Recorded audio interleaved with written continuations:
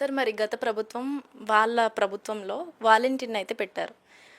మన ప్రభుత్వంలో వాలంటీర్ వ్యవస్థ అనేది లేదు. దాంట్లో రాష్ట్రం నాశనం అయిపోతుంది వాలంటీర్ వ్యవస్థ లేకపోవడం వల్ల అని జగన్ ఆరోపిస్తున్నారు. మరి దానిపై మీ అభిప్రాయం? ఇక్కడ రెండు విధాలుగా చూడాలండి. వాలంటరీ వ్యవస్థ వల్ల కొంతవరకు ప్రజలకు మేలు జరిగింది, అది అది వాస్తవం. అదేవిధంగా వాలంటరీ వ్యవస్థ వల్ల కొంత అనర్థాలు కూడా జరిగినాయి. ఇప్పుడు ఇంట్లో ఒంటరిగా ఉన్నటువంటి ఒక ముసలావిడ దగ్గర నుండి డబ్బులు కాజేసిన సంఘటన మనం చూసాం. ఒక 10వ తరగతి లేదంటే ఇంటర్మీడియట్ చదువుతున్నటువంటి అమ్మాయిల మీద అబ్యూజ్డ్గా ప్రవర్తించినటువంటి సంఘటనలు చూసాం. అదేవిధంగా అనేక చోట్ల వాలంటరీ వ్యవస్థ ద్వారా ఆ వాలంటరీ వ్యవస్థలో ఉన్నటువంటి కొంతమంది చేసిన దుర్మార్గాలు మనం చూసాం. ఇప్పుడు వాలంటరీ వ్యవస్థతో నాకైతే పని లేదనిపిస్తుంది. ఎందుకంటే అది అధిక భారాన్ని మోపుతుంది. అంటే అది ఎట్లా అంటే, ఇప్పుడు మనకున్నటువంటి బరువును మనం మోయగలం, కానీ మనకు లేని బరువును మనం ఎట్లా మోస్తాం?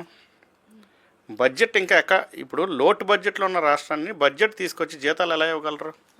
సో ఇప్పుడు అందాక మనకి బడ్జెట్ రాష్ట్రం సెటరేట్ అయ్యే వరకు వాలంటరీ వ్యవస్థ లేకపోవడం మంచిదని నాకు అనిపిస్తుంది.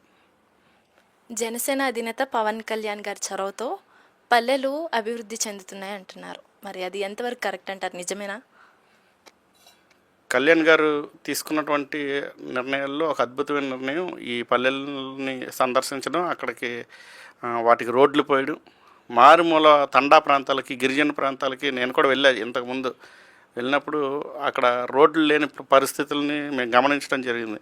మరి తన వంతు ప్రయత్నంగా కూటమి ప్రభుత్వాన్ని ఒప్పించుకుని చంద్రబాబు నాయుడు గారి ద్వారా, అదేవిధంగా అక్కడ కేంద్రంలో ఉన్నటువంటి జాతీయ పార్టీ బీజేపీ ద్వారా ఆయన చేస్తున్నటువంటి విధానాన్ని ఖచ్చితంగా ఎవరైనా మెచ్చుకోవాల్సిందే.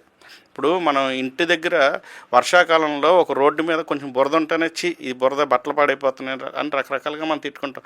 వాళ్ళకి ఏళ్ల తరబడి ఉన్నటువంటి రోడ్లు అయినప్పుడు, ఇబ్బందులు పడుతున్నప్పుడు, అటువంటి కార్యక్రమాన్ని వాళ్ళకి సాఫీగా వెళ్ళే ప్రయాణాన్ని ఏర్పాటు చేసినప్పుడు ప్రజలందరూ హర్షిస్తున్నారు.